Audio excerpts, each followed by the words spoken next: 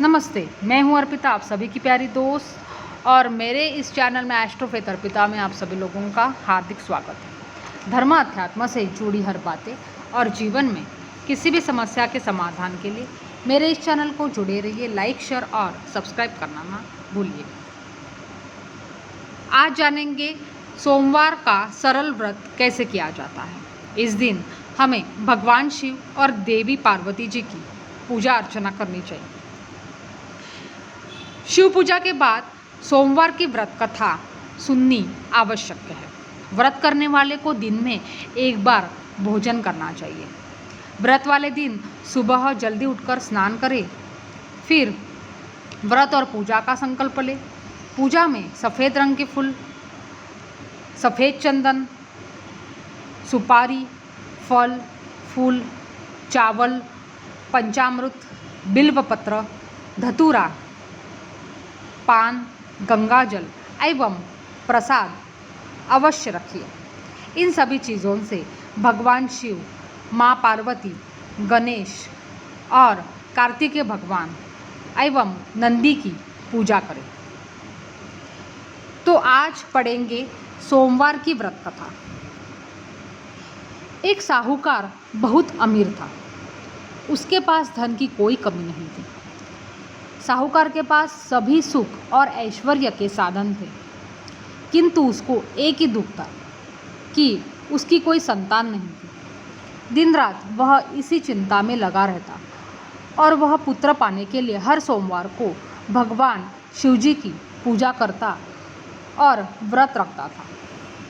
साहूकार की भोलेनाथ के प्रति ऐसी भक्ति देखकर एक बार माँ पार्वती जी ने शिवजी से कहा, हे नाथ, ये साहूकार आपका भक्त है और सदैव ही आपका व्रत और पूजा भक्तिभाव से किया करता है। आप कृपा करके इसकी मनोकामना को पूरी कर दें।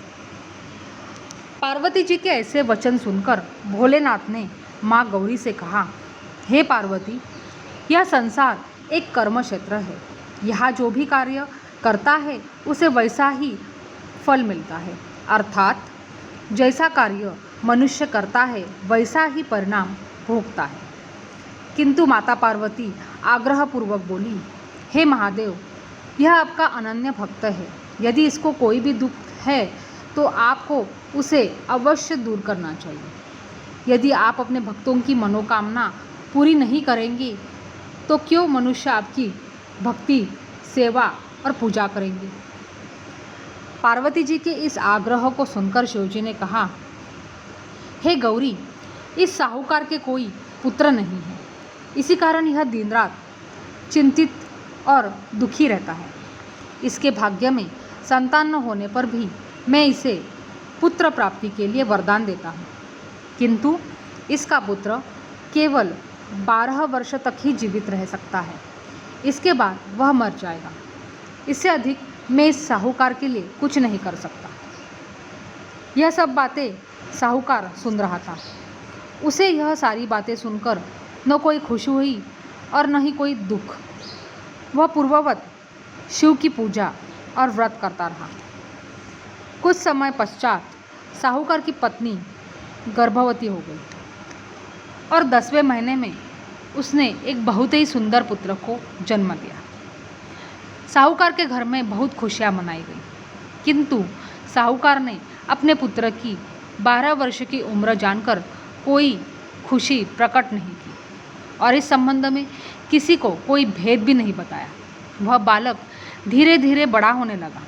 जब वह बालक 11 साल का हो गया तो बालक की माता ने साहूकार से उसके विवाह के लिए कहा, किंतु साहूकार ने कहा कि मैं इसे काशी जी पढ़ने भेजूंगा। साहूकार ने अपने साले को बुलाकर कहा कि तुम इस बालक को काशी पढ़ाने ले जाओ और इसे विधिवत शिक्षा ग्रहण कराओ। साहूकार ने उसको बहुत सा धन देकर कहा कि रास्ते में जहाँ कहीं भी ठहरो वहाँ यज्ञ और ब्राह्मणों को भोजन कराते जाना। इस प्रकार वह दोनों मामा भांजे रास्ते में यज्ञ करते, दान देते और ब्राह्मणों को भोजन कराते जा रहे थे। रास्ते में एक शहर पड़ा। उस शहर में राजा की कन्या का विवाह था।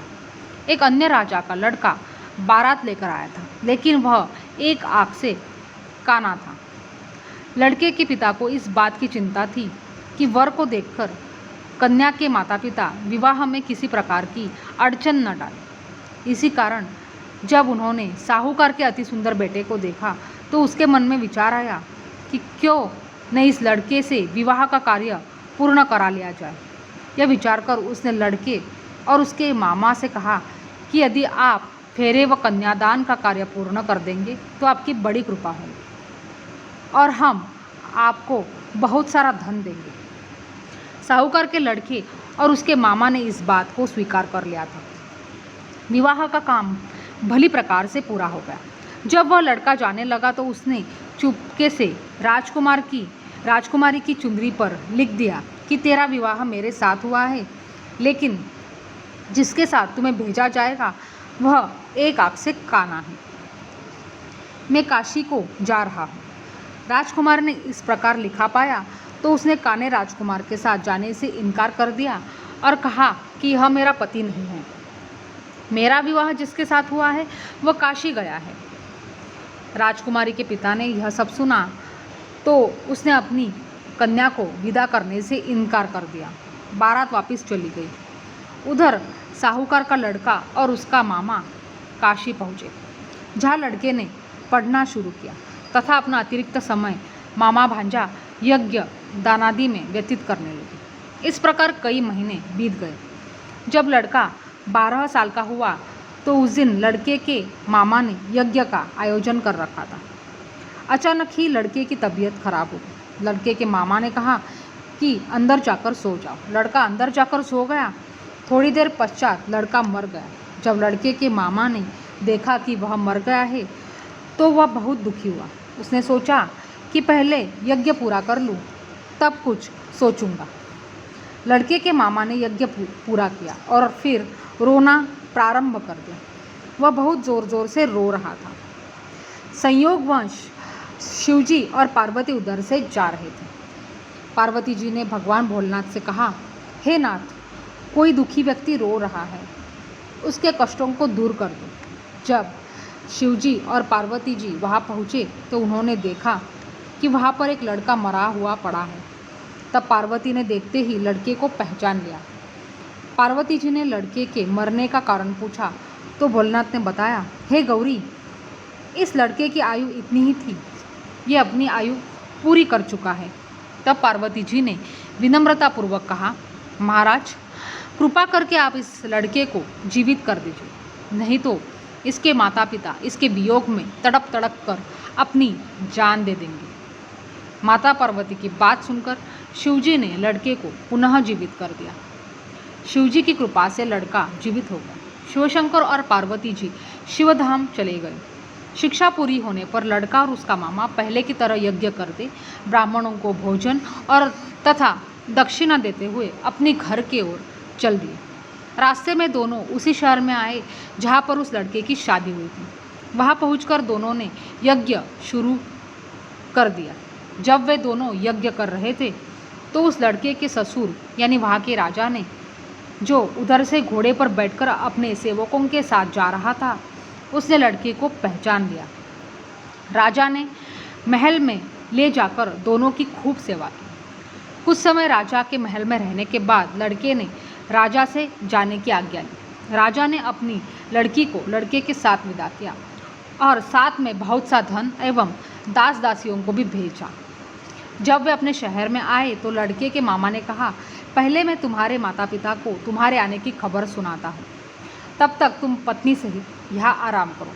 ऐसा कहकर लड़के का मामा साहूकार को अपने पुत्र के आने की खबर देने चला गया। घर आकर उसने देखा कि उसके बहन और बहनोई छत पर बैठे हुए हैं और उन्होंने यह प्रण कर रखा है कि यदि उनका बेटा जीवित लौट आया तो वह छत से नीचे उतर आएंगे, नहीं तो छत से कूदकर अपने प्राण त्याग देंगे। लड़के के मामा ने जब यह समाचार उन्हें सुनाया कि उनका लड़का जीवित लौट आया है तो उन्हें विश्वास ही नहीं हुआ। तब लड़के के मामा ने शपथ खाकर कहा कि आपका पुत्र अपनी स्त्री और बहुत से धन और दास दासियों के सहित घर आया है।